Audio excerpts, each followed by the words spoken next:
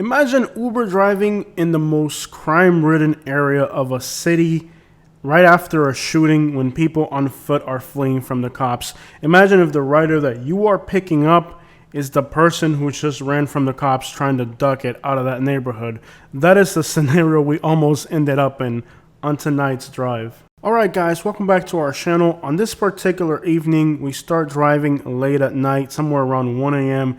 I tried getting rides out of downtown Sarasota, but downtown was really dead. Kind of strange for a Friday night, since last week was incredibly fun. I thought this weekend would be fun as well, but it wasn't. So since I couldn't get any really good rides out of downtown, I eventually ended up in residential neighborhoods. And usually late at night, most of the rides you're going to get are in some of the worst neighborhoods. And that's kind of where we ended up on this evening. Let's get to it. So I'm just about getting ready to quit Uber driving. So it's about 2 in the morning and I'm driving through Sarasota. I couldn't get any rides in downtown, so I started doing regular residential neighborhoods. Now, up ahead, you'll notice that there's smoke in the air. You can see it because of the lights. You can see the smoke over there. You can also see somebody in the woods with a flashlight at 2 in the morning. Now, keep in mind that right there is a residential property, so I don't think the homeowner's out at 2 in the morning in the woods with a flashlight. It means these are homeless people. But if you pay more attention to the scene, you'll notice there's also smoke underneath the lights because the homeless people have started a fire in the woods. You'll see somebody riding a bicycle on the road, and right here there's a vehicle parked on the left in the median. So quite a lot of activity going on in this random intersection in Sarasota at 2 in the morning. From parked vehicles to people looking through the woods with flashlights to homeless people starting a fire. But it only gets worse. We're on Martin Luther King at 2 in the morning. And up ahead we can see police sirens, so there was actually an unfolding scene. We'll get up to that crazy situation in a minute, but for the meantime I'm going to drop the volume so you guys can hear the setting.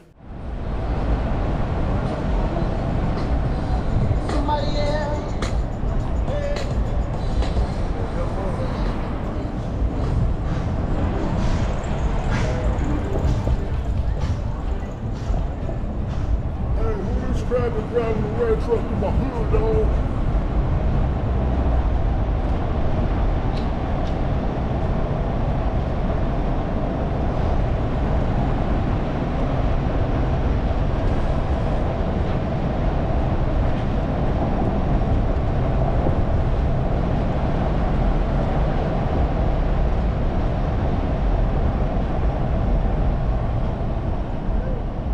My big daddy has to pay child support this month. I'm gonna go get him locked up.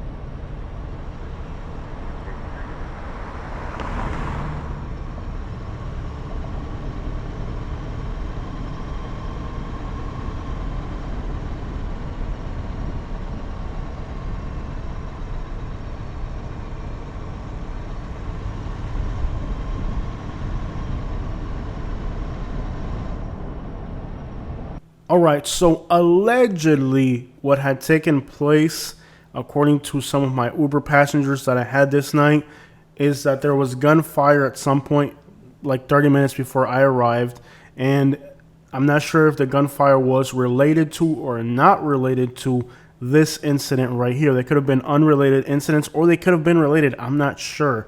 But there was gunfire, and then what allegedly looks like the police chased somebody. They hopped out of the vehicle. Up ahead there's a vehicle. The doors are open and the police cars are right behind the vehicle. The vehicle's parked on the grass, so it looks like somebody was in that vehicle and they ran out away from the cops and they dispersed in this residential area, and that is why the police has a perimeter to look for the people involved in a shooting. Now, it's my understanding that when you see a police perimeter like this in a residential neighborhood, it is usually because there was gunfire or people fleeing involved.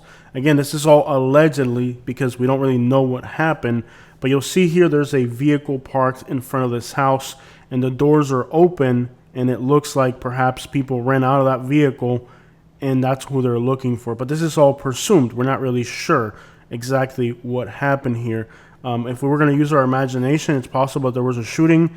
These people fled from the shooting and the cops chased them down and then they ran out of the vehicle. That's definitely a possibility. But again, that's all assumed. We don't really know what was happening. But this is all what we're gathering from the passengers that I had this evening as we're dropping people off and picking them up in this neighborhood of North Sarasota. And you're probably wondering, why did I end up in this part of Sarasota Uber driving? And that is because there was literally no rides coming out of downtown, which is kind of weird for a Friday night. I mean, we had a Thursday night that was busy, and it was really one of the crappiest nights that I've had Ubering so far. Not so much that it was eventful, but it was just not the right vibe. Now, I picked up some people in downtown. There were two females, and they decided that they were going to smoke or vape in my car. Absolutely not going to happen. Wasn't going to allow it. I had just washed the car for... You're just not going to smoke in my car, period, or vape or whatever the crap they were doing. It wasn't going to happen in the backseat of my car. That was very disrespectful, and so I had to put the windows down, which made their hair go all over the place.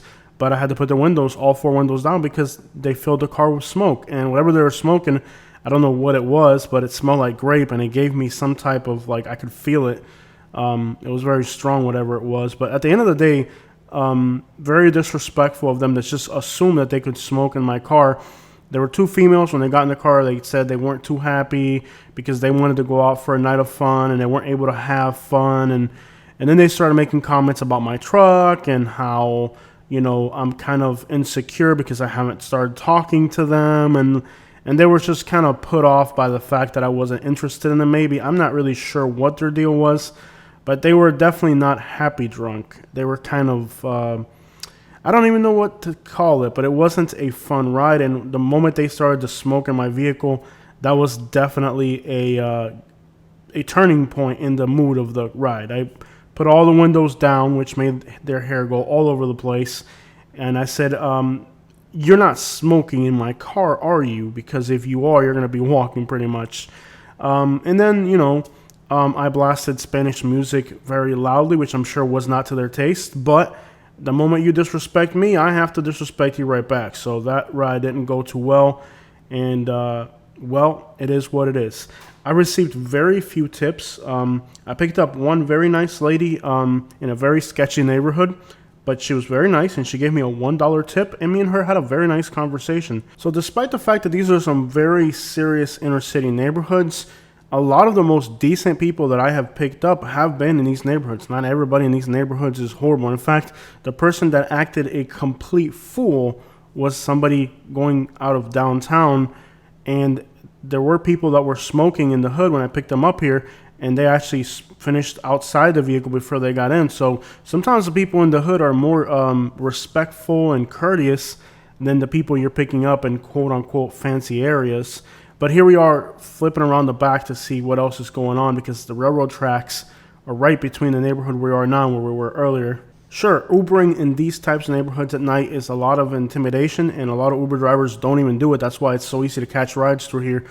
There are bad people in this neighborhood, just like there are in any neighborhood, but it's not fair to the hard-working people that live here that Uber drivers are afraid to go in there. So far I haven't had anything bad happen. Now, there was one suspicious thing earlier where somebody would ask for an Uber ride and then they would cancel it. They would ask for an Uber ride and then they would cancel it. And they did that back and forth a few times, and I definitely at that point backed off and canceled the ride, even though it kept coming in. And when it happens, it lowers your percentage, so that's never a good thing. But at the end of the day, I don't care about the percentage because I only take rides that I think are worth taking. So I'm never going to get all the quirks and features, as Doug DeMuro would say, of being an Uber driver, because I'm simply not going to hit that percentage of 85%. I'm in the 30s right now. If I don't like the ride, I'm not taking it. I got a huge, not so very fuel efficient vehicle. Now, the first ride of the day is a guy that I picked up from the airport, and I took him somewhere towards the area of Venice. And this guy actually tipped me nearly $7, which is very much appreciated, because without that tip, that trip would not have been worth it, honestly. And quite literally, I'm almost regretting taking people into Venice, because I've noticed, and maybe I'm wrong, but I've already talked to a few people about it. Even on this day, I talked to some of my passengers about the area. And it seems like people in Venice are very grumpy and just always negative in a bad mood. I've taken a few rides down there, and they're always like grumpy. They're in a bad mood. You guys remember last week I had a guy that before he got in the vehicle, he was already telling me how bad his day was going. And it seems like most of the rides that I take into Venice seem to be people that are just not fun at all. They're kind of older guys that are grumpy. You know, they're just not fun at all. And I had somebody in the vehicle earlier on this evening, and me and him, he was one of the nicest customers I had as well on this evening. He didn't tip, but it's okay. We had a great conversation. And me and this guy had a conversation about people in Venice. And he had the same observation. He says everybody he's ever dealt with in the Venice area just seem like really grumpy old farts. Like Naples is known for being snobby, you know, all that, but Venice is kind of known for grumpy old people, like just negative, pessimistic. And well, at the end of the day, with this whole Uber thing, there's a lot of prejudice. Some people won't go in neighborhoods like this because they're afraid. Let's take the volume down again and see what we can hear driving through here, since there's a lot of people out and about.